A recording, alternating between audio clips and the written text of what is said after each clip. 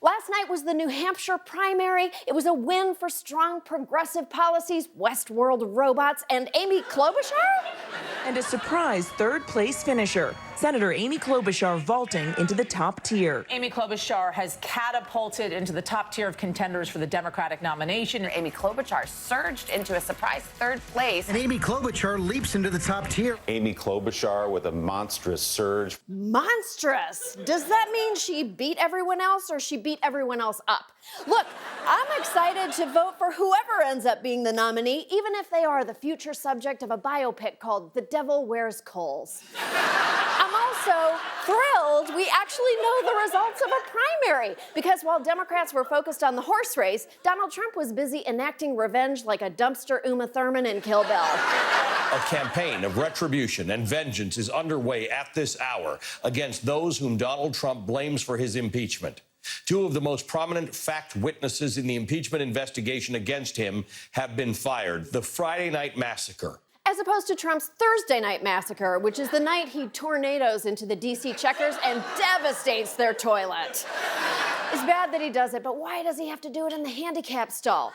In addition to firing two key impeachment witnesses, Trump also fired Lieutenant Colonel Alexander Vindman's twin brother, an ethics lawyer who wasn't even involved in the trial. It's a transparently vindictive move, though it wasn't entirely successful, because between you and me, there's still a secret third Vindman inside.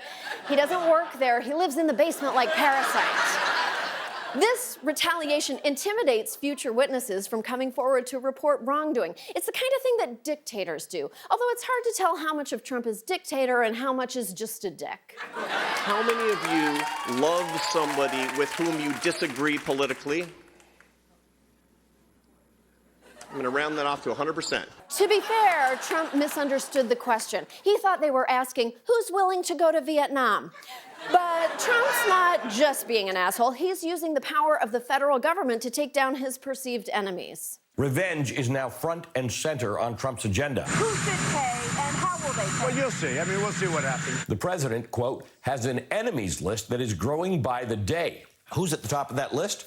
John Bolton.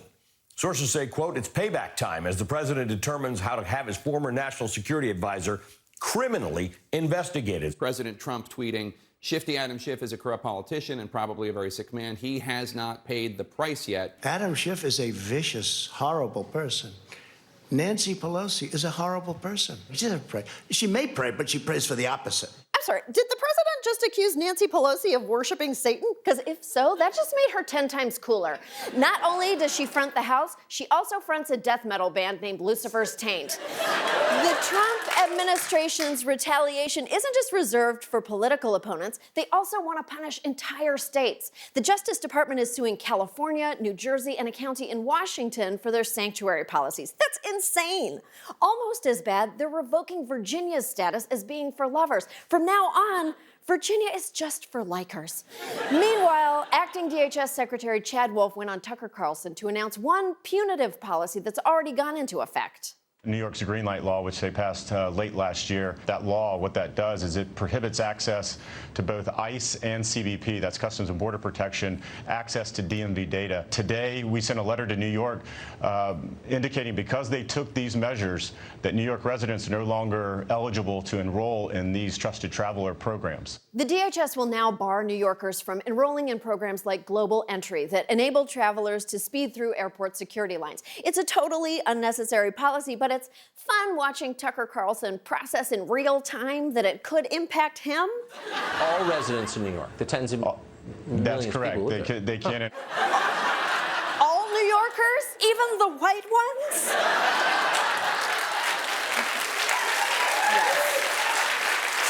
New policy doesn't make us safer. It's just a petty response to New York's green light law, which allows undocumented immigrants to get driver's licenses and shields their personal records from immigration authorities. It's a good law that helps people, so of course Trump hates it. The only law he hates more is Jude law. He's not gonna get into it. Jude knows what he did. The state of New York has already announced plans to sue over the freeze, and losing access to Global Entry is a minor inconvenience for most travelers, especially compared to our neighbors' right to live without fear.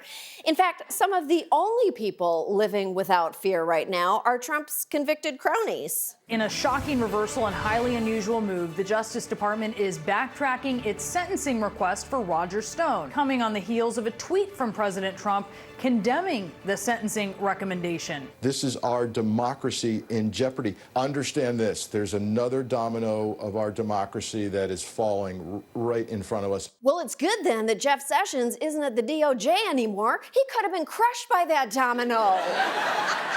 Look, if Trump is re-elected this November, it makes sense that anyone who has ever spoken out against him could be vulnerable to retaliation. I know I'm scared, and I just host a TV show he doesn't watch. It's why, if I'm out in public, I ask that you please refer to me by my secret alias name. Stephen Colbert. Thank you. It was me, Stephen Colbert, who said those sassy things about the president. And for added security for the rest of the show, I'm going into incognito mode, where no one will be able to see me. Wait, you can still see my whole face and neckerchief? Shit!